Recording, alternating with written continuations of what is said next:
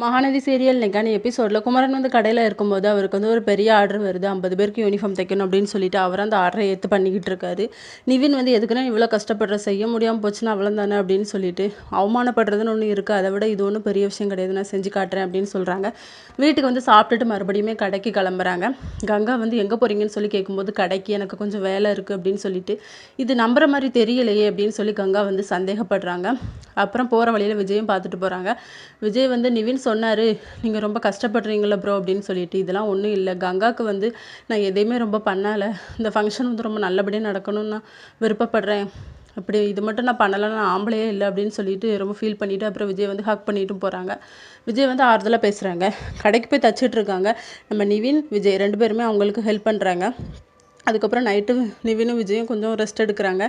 ஆனால் நம்ம குமரன் மட்டும் ரெஸ்ட்டே எடுக்காமல் ஒர்க் பண்ணிக்கிட்டே இருக்கார். கூட 2 பேரையும் வேலைக்கும் வச்சுருக்காரு. காலையிலே எழுந்திக்கும் போது வந்து நம்ம விஜய் வந்து காவேரி நினப்பில் காவேரி காவேரின்னு சொல்லிட்டு நிவினை ஹக் பண்ணிக்கிட்டு இருக்காரு. அப்போ நம்ம குமரன் தான் சிரிச்சுக்கிட்டே இருக்கார். அதுக்கப்புறம் நிவினை வந்து விஜய்கிட்ட இருந்து காப்பாற்றிட்டு விஜயை பிடிச்சி எல்லாருமே கிண்டல் பண்ணுறாங்க. என்ன உங்களுக்கு வீட்டு நினப்பு போகலையா அப்படின்னு சொல்லிட்டு. இதோட இன்னைக்கான எபிசோட் முடியுது.